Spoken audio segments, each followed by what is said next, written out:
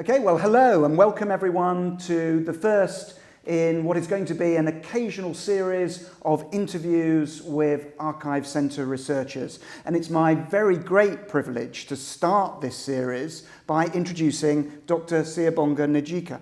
Siyabonga is the Isaac Newton Trust Fellow in Global African History in the History faculty here. He's a former SMUTS Research Fellow in African Studies and the current convener for the MPhil in African Studies. On top of all of that, he's a fellow of Lucy Cavendish College, where he's the Director of Studies in History Part 1B.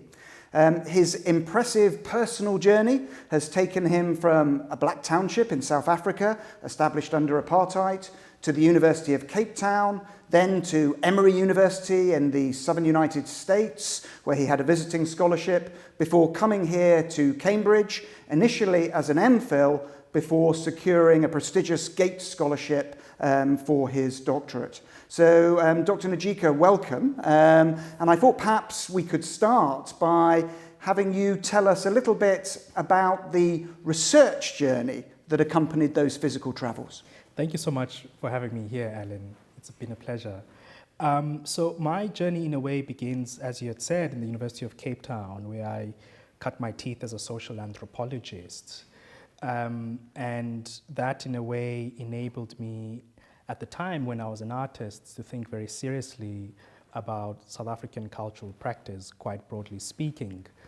Now, I don't know if you know anything about the University of Cape Town's geography, but where my department was in the AC Jordan building, just opposite the then African Studies Library, still around, but of course tragically burnt, some of the collections burnt in a fire a few years ago. And I used to visit that library feverishly as a budding undergraduate student in the humanities who was thinking about South Africa, and developed really organically a kind of counter curriculum for myself, where I was exposed to Black South African print collections, documentaries, correspondence and archives from a whole host of characters. And really this germinated an interest, quite aside from my training in anthropology, in Black intellectual histories in South Africa through the lens of exile. So I was interested in following a generation of Black South African exiles. And so I went to Emory University as a Mellon Mays undergraduate fellow to develop a project there on jazz histories in South Africa. And I then came back to South Africa to develop what became my MPhil research project. And I followed two South African artists. One was a jazz musician, Johnny Jani, and the other was a South African writer who I would later pick up in the PhD, Bloke Modisane.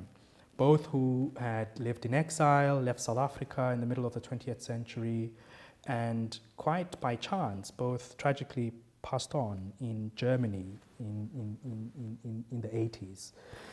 Now, this project then developed into an interest in Bloke Modisane's life, who was a South African intellectual, who was part of Drum magazine in the 1950s in South Africa, and part of what was then known as the sort of Sophiatown generation, Sophiatown being a township in Johannesburg at the time.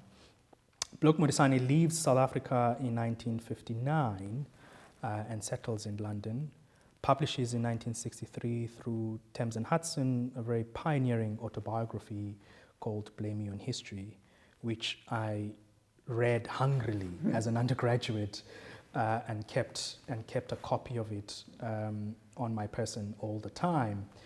And this really inaugurated my interest in his biography, in his intellectual itinerary as an exile. Because when I looked at the generation of South African exiles who left the country in the 60s or late 50s, he struck me as a quite elusive figure, not least because so much of his intellectual and extensive cultural production abroad was not part of the South African story when South Africa became free. So I then applied for a PhD to work on Bloke Modisane. That introduced me to archives in London, in the United States, in South Africa as well, and later wrote the first sort of full-length study on his life. And really what the PhD as a historian enabled me to do was to really deepen my interest in archives, but it also exposed me to other collections and other projects which I'm now picking on and which we'll talk about later. And this was really the sort of interest or examination of an interest in South African intellectuals, which then developed into an interest in African student mobilities. And so I see sort of my early training, not only in South Africa, but here in Cambridge, as a ventilation of my curiosity about intellectual histories proper. And now, through the Churchill Archive Center, I'm developing quite a very exciting project on African student mobilities through the Churchill Southern African Bursary Scheme. This is fascinating. So this is a research journey which is underpinned by the full breadth of the arts, really. You've got sort of drama, you've got poetry, and also, from my perspective, archives at each step. But of course, it has now brought you to our door here at the Churchill Archive Centre. Do you want to say a little bit more about why the Churchill Archive Centre and what you're currently researching in our reading rooms? Yeah, absolutely. So I had the pleasure to attend Churchill Archive's 50th celebration of the opening of the Archive Centre. And that introduced me, of course, not only to the history of the Archive Centre, but I think most importantly to the very little known links that the Churchill Archive Centre had with South Africa. Now, my work on South African exiles and South African intellectuals based in the UK introduced me, when I was a PhD and MPhil student at Cambridge, to a number of key literary and intellectual figures. And one of them, of course, Professor Njabulo Ndebele, who had come to Churchill. Yeah. And I remember when I was a student here being interested to sort of follow a few Cambridge, a few South African students who had come to Cambridge, because I was also involved in the Black Cantabs research project, which was really a counter-history trying to trace the biographies and intellectual contributions of a generation of black students, broadly speaking, who had come to Cambridge, and we had profiled Professor Njabulo Ndebele. Now, my visit to Churchill about a year or so ago also introduced me to the Southern African scholarship, and I hadn't made the link, and I was quite impressed to learn that it had been going on for no longer than 50 years, and I remember writing to one of your archivists when I learned during the open day or the symposium that was held and celebration and the exhibition that was held, that there were actually records relating to the Southern African Bursary Fund. It got me interested in this project, which I had put on the back burner really, because I didn't know that the collections were available. Neither did I know that they were as open to the public as I later found out that they were.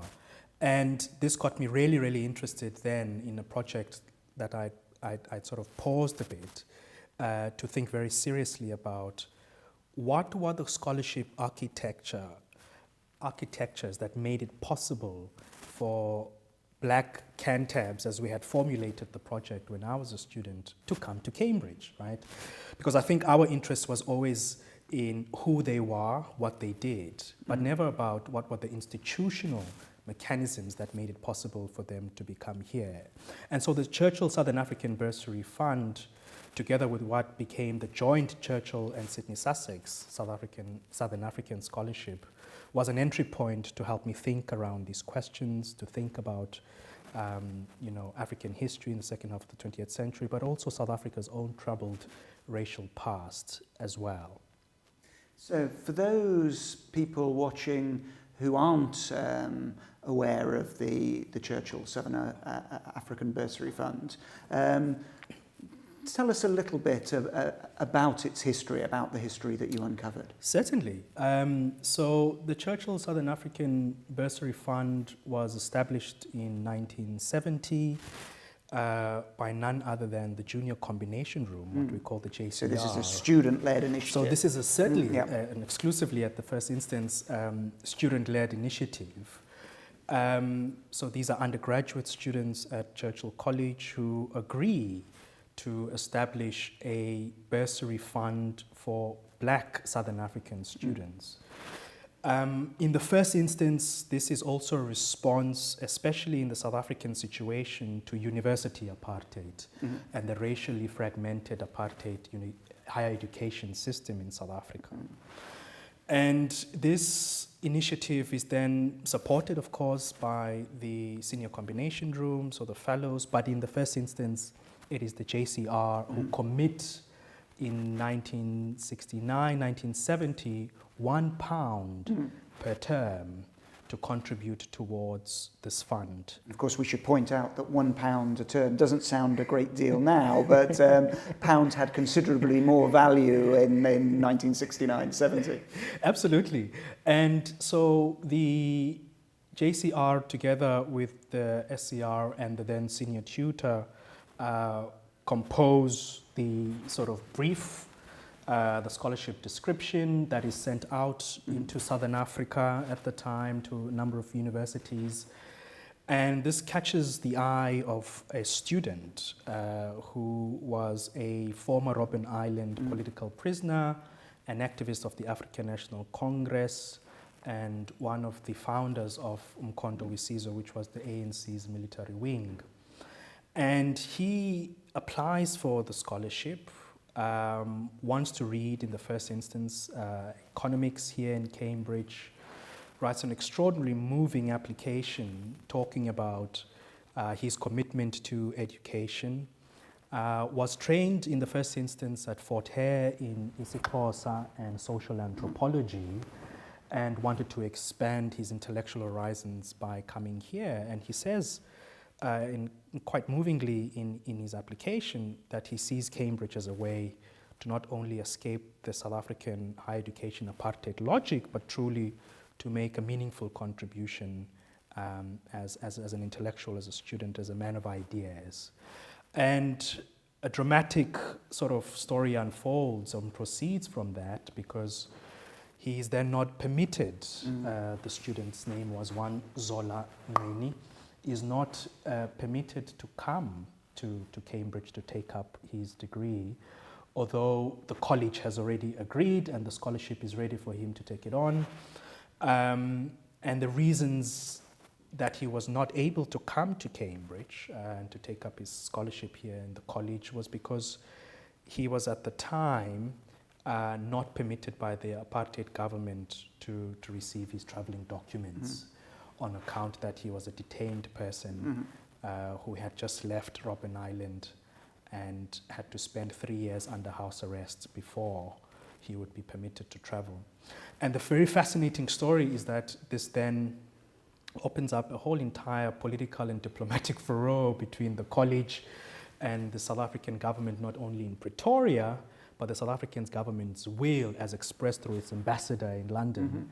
And we see the archive tells a very interesting story about how the then college master, together with some senior fellows who are part of the board of the Southern African scheme, make a decision to approach the then South African ambassador in London to enable Zola to come to Cambridge.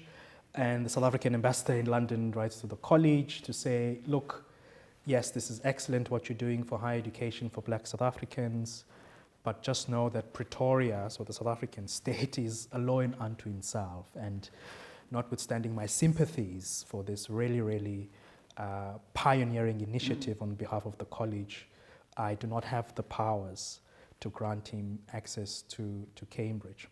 And the college's response is quite remarkable, because on account of the sort of bureaucratic hurdles that made it impossible for Zola to travel to Cambridge, the college then decides that it will hold the scholarship on his behalf but then of course continues the fundraising effort so that it might attract another fellow, or sorry, a recipient for the bursary. And this is held in 1972. The then new elected scholar also cannot come, but not for similar reasons, for personal reasons. I think was coming from today's Zimbabwe, it would have been then Southern Rhodesia. And in 1973, now the college is accumulating all of these undergraduate British pounds. It is then able, in no small measure due to, I suppose, a geographical or itinerary accident, it is able to attract a black South African student, but who is able to come because he is studying in Lesotho. So he's not coming from South Africa, he's coming from a completely different country, which is landlocked, of course, within South Africa, but an independent country nevertheless. And this is none other than what would become the first recipient, Njabulo Ndebele, who takes up an English degree here. And who, of course, is now an honorary fellow of this college, delivered the Roskill lecture a few years ago, and, of course, went on to, was he Vice-Chancellor of... Yes, University of Cape Town. Yeah, and a pioneering writer. An incredible career. Yeah, okay. So, I mean, these are fascinating stories, but how does the material that you're finding here in our archive compare with what you're discovering elsewhere, both in Cambridge and beyond? Is the South African bursary scheme at Churchill College part of a wider Cambridge movement, and how does it fit into the national picture? That's a very good question. I have to say that through the Southern African Bursary Archive, I naturally got very interested in sort of broader networks between Cambridge colleges and South Africa, right? Because the sort of bigger question I was asking myself was what would have inspired the generation of 1969, 1968 undergraduates to sort of begin an initiative as pioneering and progressive as this at the peak of apartheid in South Africa, or racial segregation broadly in Southern Africa. And that got me really thinking about what other colleges were up to, and whether Churchill College itself had sort of derived this model from elsewhere. And the archive is quite silent about that, because I've went into other college archives, and there isn't a precedence before 1970, when this scholarship is established, of a similar kind of initiative at all. For at least black Southern African students, or black students more broadly. Now, where this sent me is into other college archives which continue today to still provide scholarships for South African students. And if you don't mind me mentioning them, Mortlin College has famously the Mandela Mortlin Scholarship. And the interesting history about that is that it comes as late as 1995, which is also a response to Nelson Mandela's sort of inauguration as the president of South Africa in 1994, and that scholarship still continues today. And I found that in the year which Sydney Sussex joined Churchill's Southern African Bursary scheme around the early 80s, Pembroke College and St. John's College had very, it wasn't full scholarships necessarily, but they did offer some South African students who are reading the arts grants to come to their colleges, and those were really, really short-lived. And so just having surveyed a few college archives around Cambridge, using, of course, the vantage point of the 21st century provision of scholarships, it's been quite clear to me that what Churchill did in 1970 and continues to do, I mean, as we said, it's in its 50th anniversary, was quite unprecedented for the time, and arguably still is now as well. Okay, well, there may well be people listening to this who were involved as students in setting up the scheme here, and if you are watching, then obviously Dr. Njica would love to hear from you. Absolutely. There's clearly sort of more research to be done into the genesis of this scheme. But I wonder whether you've also encountered other perspectives, other opinions while undertaking your research, because I suspect it's fair to say that Cambridge will have had a range of responses to apartheid and to race relations more generally in the late 60s, the early 70s. So how does this fit in within the sort of that bigger picture of race relations more generally? What other viewpoints are you encountering? Yeah, I mean, it's true the university would have had a range of responses. London would have had a suite of responses, not least through the British anti-apartheid movement. And this is how I locate, and in a way I'm beginning to locate this project and this Southern African bursary scheme, that it is part of a network of intellectual and cultural or even higher education solidarity in ways that perhaps maybe we have not seen elsewhere across the UK. So I see it as part of mid-20th century or second half of the 20th century anti-apartheid solidarity. And the JCR, together with the senior combination room of the college, was quite also decisively clear about the mandate of the scholarship and what it sought to address in the Southern African higher education landscape. You wanted to say something? No, you can see me thinking. Oh, sorry. No, but are you ready for me to come in? Yeah, please. Well, I think it's really interesting to hear about the solidarity. Is there a danger that nowadays we can tend to assume that it was universal in a way that perhaps it wasn't? So I suppose what I'm asking is, have you encountered any pushback from within the university, from within the wider community against any of these schemes? You mean today? No, in the 1970s. Oh, that's a very good question. Yes and no. Because I have to say that even with the scheme, and because of the scheme's sort of politically charged tenor, I mean, the college was not afraid to define Black Southern African, right? And it sort of was quite intentionally for a particular demographic of students which it felt whose higher education aspirations were being curtailed by conditions on the ground.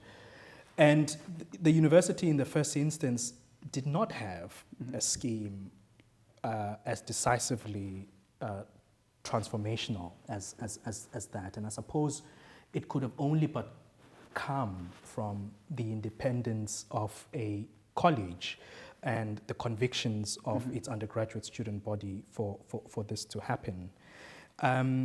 Churchill College, for example, does attempt, when the scheme is formed, to approach the university to no avail. The university does, in a way, symbolically offer its support, but nothing materially in the kinds of ways perhaps that the college was attempting to. Even when the higher education landscape and the ecology of higher education changes in Britain in the early 1980s, in the sort of so-called Thatcher years, with budget cuts and higher education cuts, which then invites Sydney Sussex to join, the college had sort of made a broad invitation throughout the collegiate university for other colleges and for the university itself at large to match or to contribute to the scheme and to also subsidize some of the costs, whether it's college membership, etc. So Churchill certainly, in the early 80s, when it becomes quite untenable to continue the scholarship on the model that it was, which is undergraduate donations, and because international student fees sort of shot through the roof, identifies a pending problem and sort of opens up the scholarship and sends an open invitation for the university and the other colleges to join. Sydney Sussex becomes the only college who sort of takes it on. And I suppose part of it has to do with, you know, the respective colleges' own relations with Southern Africa, right? Southern Africa. Sydney Sussex did enjoy connections with Southern Africa, a number of very eminent South African personalities who were in no small part also involved in the anti-apartheid movement in London, the Defence Aid Fund, which was supporting the liberation struggle in South Africa, and who also later became the sort of founding fathers of South Africa's constitution in the late 90s. So I'm thinking about people like John Dugard, who went to Sydney Sussex, Embry Reeves, who also went to Sydney Sussex, and a few other Sydneyans who were South African and who had become fellows. So I suppose for the college, the link with South Africa, the link with Southern Africa was more clearly defined. And my experience, of course, being in Cambridge for 7 years now, is that, you know, colleges usually begin with the alumni, right? And so Churchill College had connections with South Africa through now Njabulo, and continues to through the scheme. Sydney had that through the students who had come through, St. John's as well. So it's no accident that a few colleges potted around Cambridge, Magdalen College, established these connections. But certainly by the 1970s, none of them had seen this as a space to contribute meaningfully to, and I think it's a credit to the undergraduates in this college to have begun that conversation. Okay.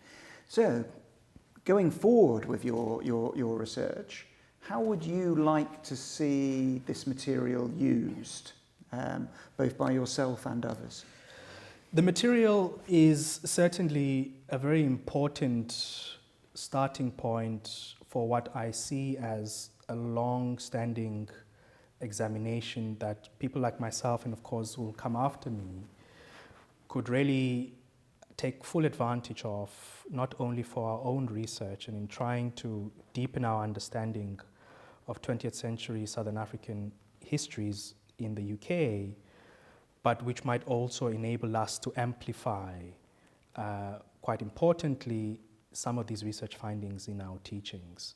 As it happens, I'm formulating currently now a paper for the Faculty of History for undergraduates on African student mobilities, right?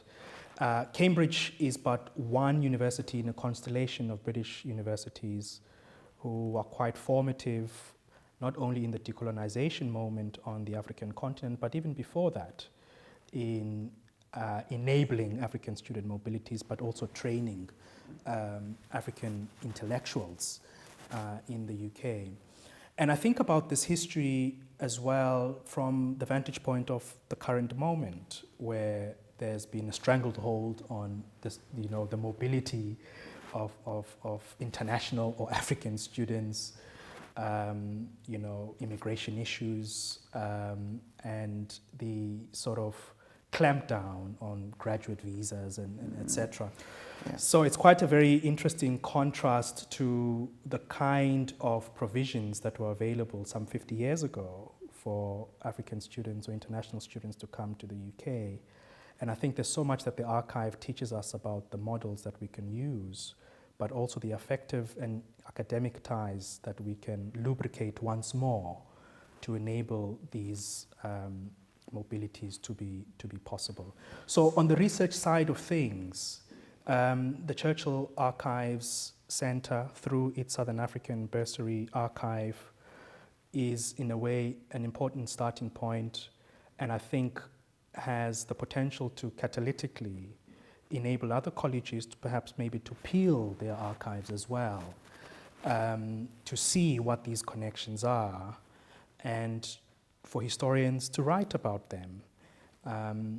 And I think this will go certainly a long way as teaching tools, but also pedagogically, to fill an extraordinary gap in the history that might certainly, for good measure, inspire especially African students to come to Cambridge, but also to understand that their ancestors and generations of other African students have been here before. Okay. Well, we look forward to working with you on trying to develop some of those teaching resources. And I think it only remains for me to say thank you so much for coming in, for talking so fully and frankly about your research. And I think you've got this series off to a fantastic start. Siyabonga, thank you very much. It's been a pleasure, Alan. Thank you.